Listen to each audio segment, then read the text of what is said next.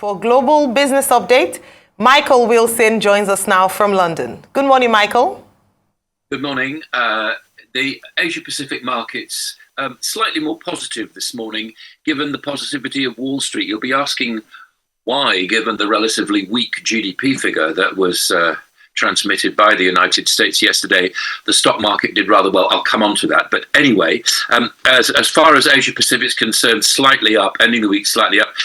There is a story about at the moment that China's top chip maker, which is called SMIC, Semiconductor Manufacturing International Company, may not get access to the complete competition of the hardware that it produces, particularly chips, because, and I'm quoting here, the extreme ultraviolet lithography technology, which is held by the Dutch, is being held back from the Chinese. Now, will they get government help to support them? They probably will, but that is the story doing the rounds at the moment. And I'm not forgetting, I don't comment on geopolitical affairs, I'm not forgetting the China peace initiative, which is apparently going on as we speak between Russia and Ukraine.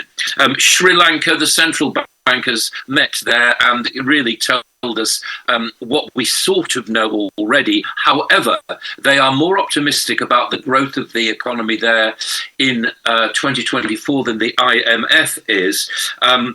You remember that they owe $7 billion to China, $1 billion to India, and $3 billion to the IMF, which they have actually awarded as a sort of loan. Sri Lanka continues to labour, but the government there is saying that it should grow around about 4% in 2024.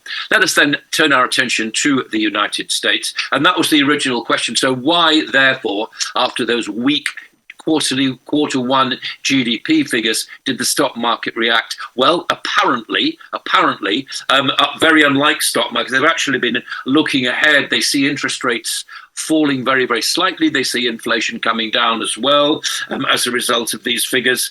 And the Dow Jones itself in regular trade was up 500 points on the back of that. Futures have fallen back very, very slightly this morning, but I suspect that's more to do with anticipated profit taking than anything else. I want to draw your attention to Amazon as well. It dipped very, very slightly.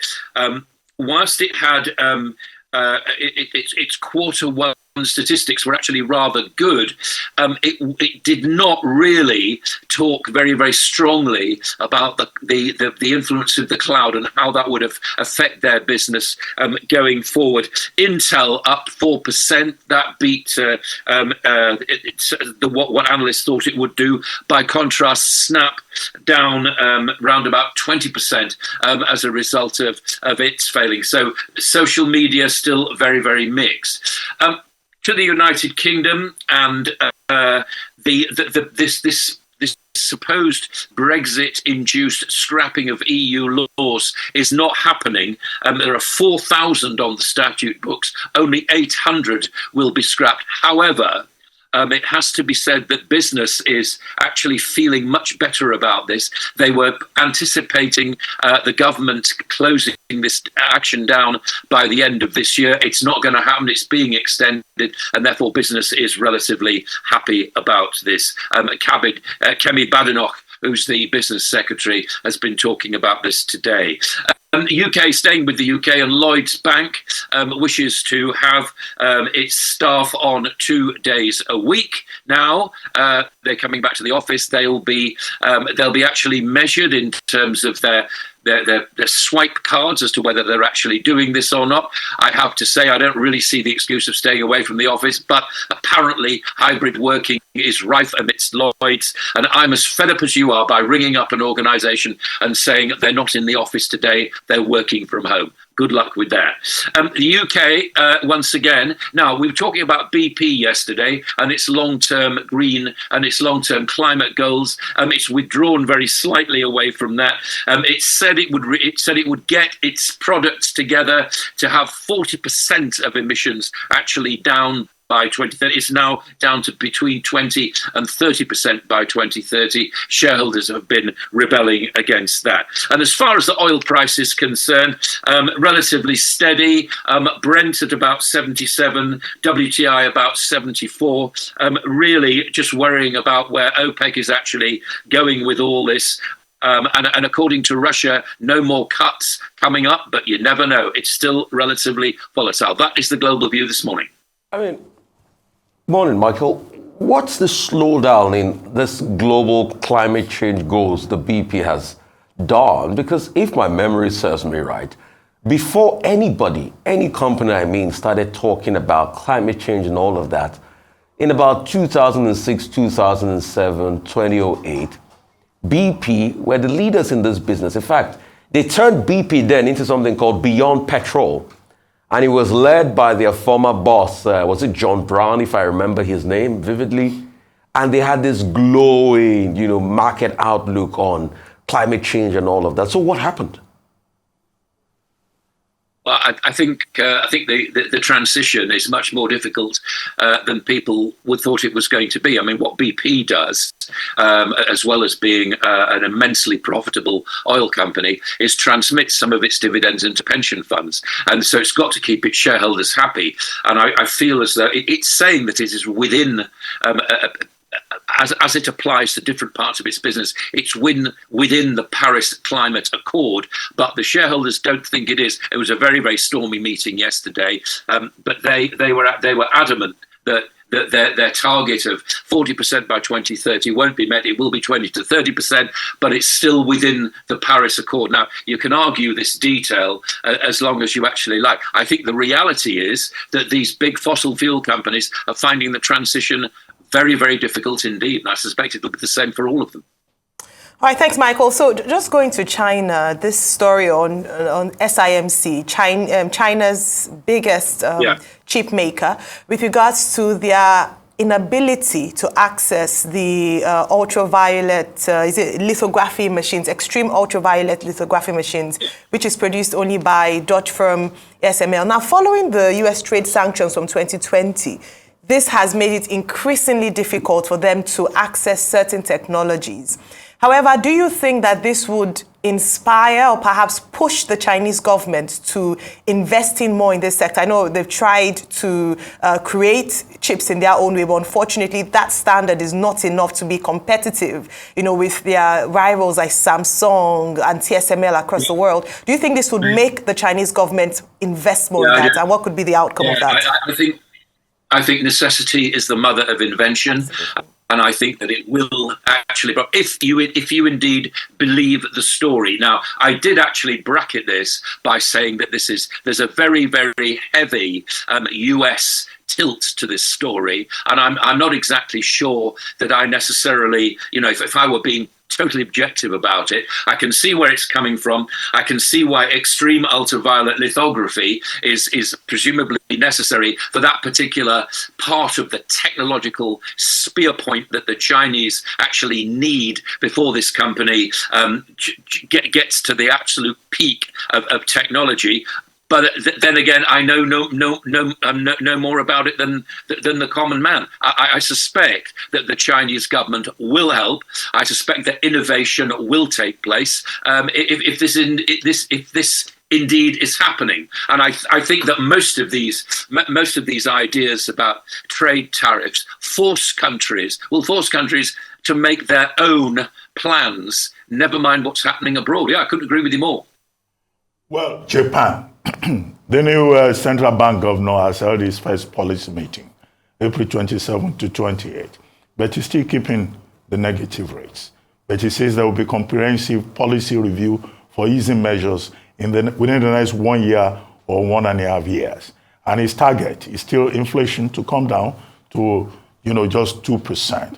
But can Japan, although, economists had predicted what has happened now as the outcome of that policy meeting, can Japan continue with this yield curve control and maintaining 50 basis points tolerance range with regard to government bonds? That's one. Number two, Sri Lanka. Sri Lanka is saying, if the economy has issues this year, it will be about 2%.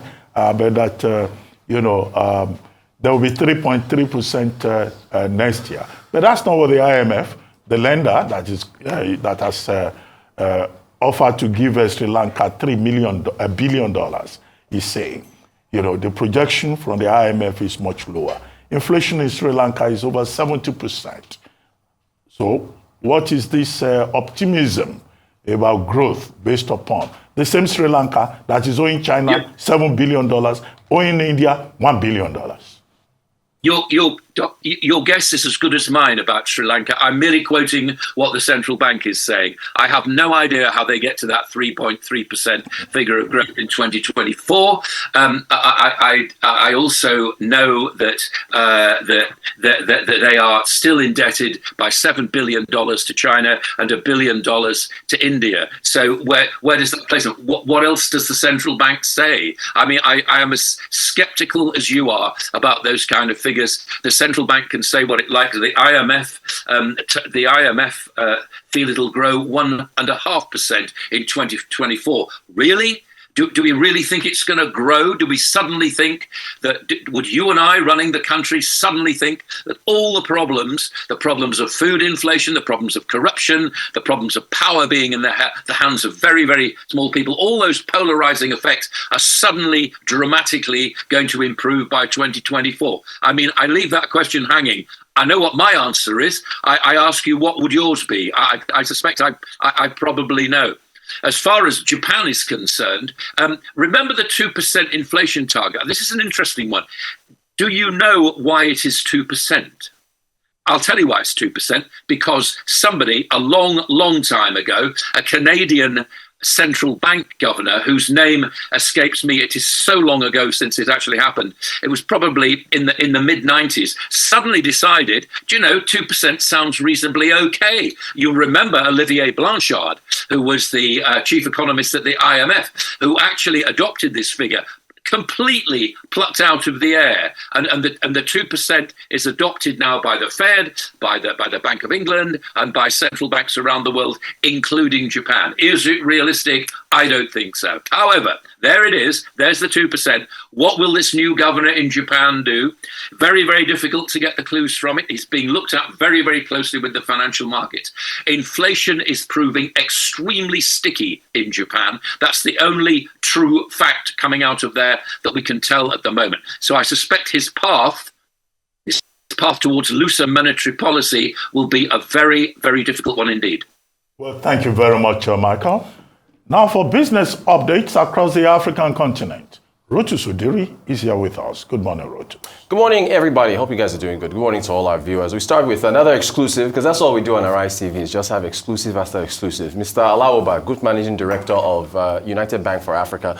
We spoke to him after the annual general meeting yesterday. Two things I picked out of his conversation. One, the impact of Ghana and the restructuring on UBA. Here's what he had to say. That will really encourage us to do more for Africa. In Ghana, clearly, the Ghana debt exchange, UBA took some losses. But if you look at those losses, you find out it was lower, the lowest among our peers, because we were able to manage that better. And I can tell you, in Africa, based on the contributions that we are seeing from our subsidiaries in Africa, is an encouragement that we can do more. And we are pushing up the figures, we're pushing up the numbers, we're pushing up the market share. We're improving our service delivery to Africans wherever they are. And we think that platform for Africans to do business with the rest of the world is the UBA platform. All right. Also, we asked him about cost of doing business in Nigeria, and also whether or not UBA plans to increase branches, because branches cost a lot of money with where diesel and inflation is. Here's what he had to say about that. I can tell you, yes, from that cost perspective, we have come up with several cost-saving initiatives that we're driving, and even process improvement initiatives that will bring down those costs. And we're doing that, and results are showing. Also believe that, yes, we can open more branches, but the issue lies in getting market share, and that's where digital banking platforms come in, because they will also help you to manage costs while improving market share and convenience and customer service delivery for your customers. So digital banking platforms are solutions that also help us to drive the cost low. And that's what we're experiencing in UBA today. All right, there are so many results that came out. Fidelity Bank. Fidelity Bank continues to show growth. Look at this. Double-digit growth across. In fact, profit before tax, profit after tax was triple-digit growth. Assets growing to 4 trillion naira, 21% growth. Gross earnings 34. Look at the big driver there.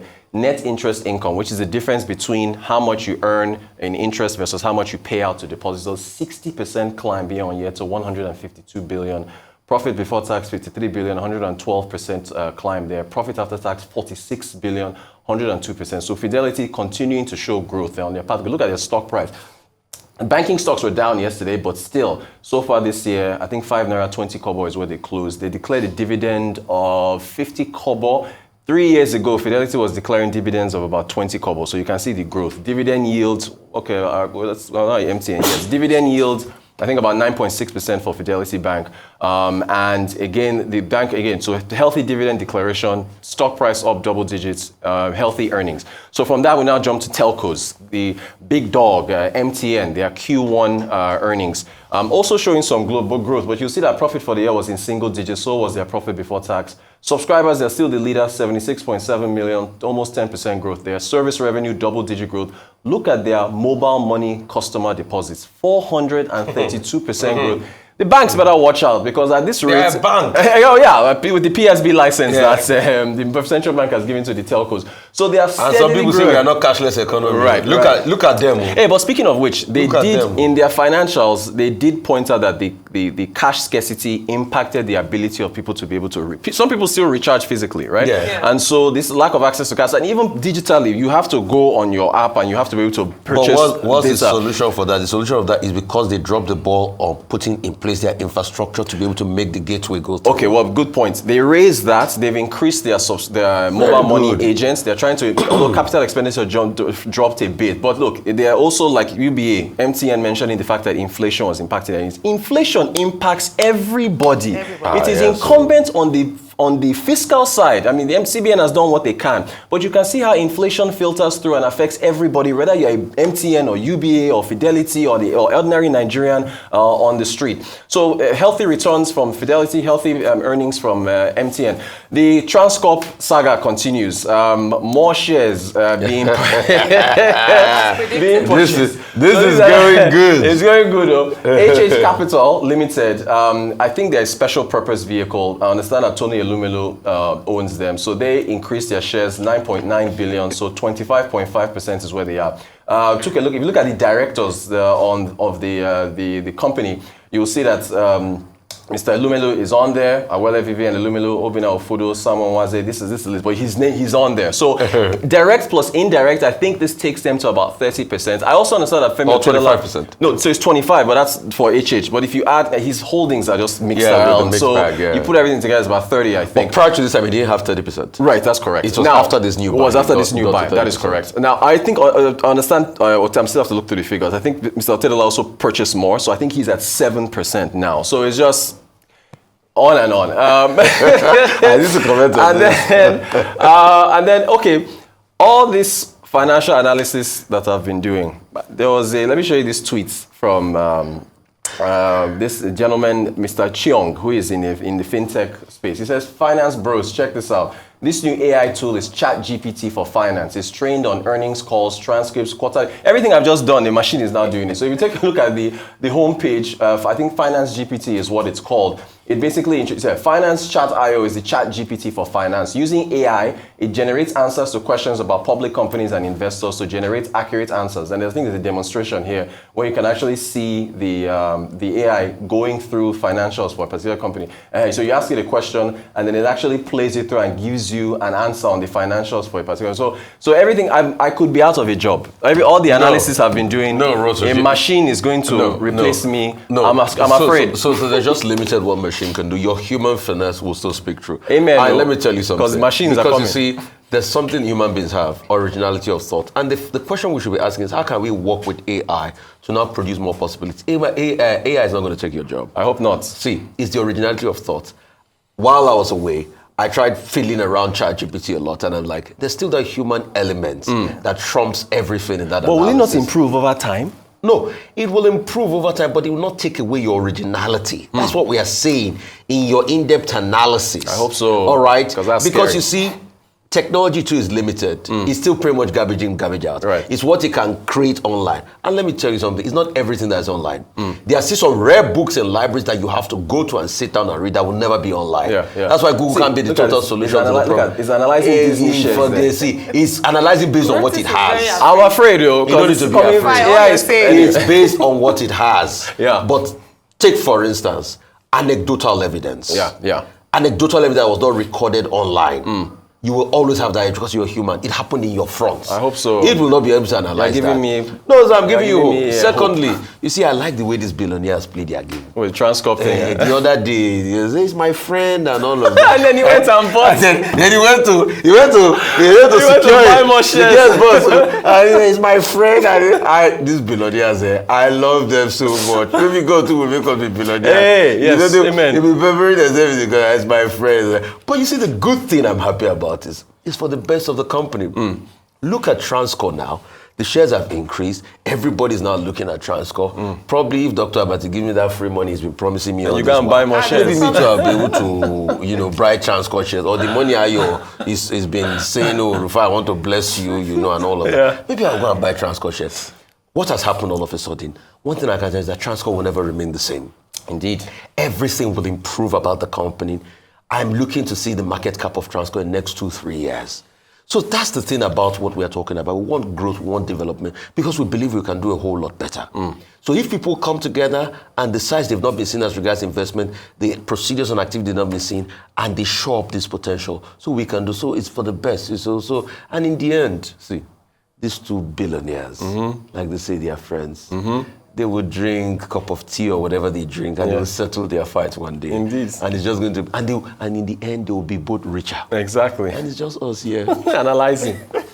Well, let me just quickly add to that. I mean, just like Rufai has mentioned, and Dr. Abati has actually been an advocate of, AI taking over human jobs, whether it be with Michael or with you now. But the truth is, like what Rufai has said, joke all we want, we cannot replace human emotions. We cannot replace emotional intelligence, which is a key part of work. So no matter how sophisticated, in the future AI gets, the hope is that they won't replace it, because it's only hope. Because truly, the world is emerging and we don't know what would happen in the future. People are looking to, for innovation in artificial intelligence. And whilst we're keeping hope alive now, Rufai, honestly, I can't 100% say that they would not be able. They will get someone's DNA and replicate emotional intelligence. Let me just put it out there now. It won't be that bad. I'm just saying, it could happen.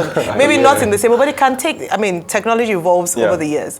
But I still think it's a good innovation. But we also talk about AI when we look at the Nigerian context and where are we in the global competition or global playing field? What are we doing? They talk about children under 5 being able to code now. Right. I hope that people are catching up so that we won't come in 10 years and then we'll just be boasting about being able to move things around. That we also need to be, we need to be right there in the playing field. So I'm hoping that the next government will take this as priority in terms of science, technology.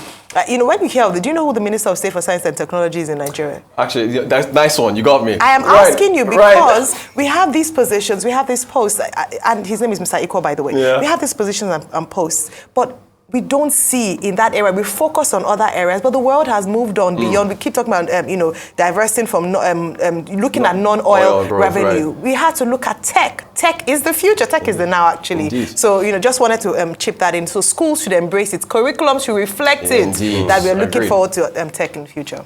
Well, first, one of the stories you brought, the Fidelity Bank. Yes, growth. Report. Growth of over 112%. Dividends have been declared for shareholders, and the managing director of the bank, Mrs. Onyali Ipe, right? Yes. In the report that I saw, says that this is a validation of the bank's growth strategy. And, this is a bank that has been posting phenomenal profits year on year. Okay, we're told that between the last 2 years, it's more than 34%. But what is the part of it that I remember about Fidelity Bank? The fact that it's an award-winning bank. They've been praised for their concentration on the development of the SME sector. But the more recent one that I remember was that it was one of those banks during the time of this Naira redesign policy, and ATMs were not working, people could not give out money. At least Fidelity Bank still managed to give people money. It did. Only very few banks were, those banks, people were praising, say, okay, my own bank is still giving money. Do you know that some banks, up to now, Still if you write a check, they will return your check. They will tell you, no, you can't collect more than 25,000, even after, we have moved beyond that. So the Fidelity Bank places the right kind of emphasis on customer service is something that we should praise. And when you create value, that value will extend to your stakeholders. So I also celebrate with those shareholders who have now been given, I think, as high as 40 kobo. 50 kobo for the year. Is it 50 kobo? So they declared 40 kobo, but full year dividend 40 for kobo, 50 kobo. Dividend per share. Another thing to note is that, well, it's a woman that is in charge of this bank. Yes. Oh yeah, am I right? She's you are a woman, correct. Right? Yes. They call her the Amazon. Yes. When we sat on this table during COVID, we were saying women are better managers. Women are better managers. Well, congratulations to her and all the shareholders of a Fidelity Bank. Indeed. And Rufaya is talking about buying shares. Well, I don't want to do marketing for anybody, but I know that one of the strategies that Fidelity Bank adopted is something they call the Fidelity Food Bank. So they should let us know the location where we can go and get those food banks. Now to go to Alawuba, Oliver Alawuba, UBA, the group MD of UBA, talking about banks that took a hit, from Ghana. Well, it wasn't only UBA. I think Access. Yes. I think GT Bank. Yes. But I think, look, we have to praise Nigerian banks.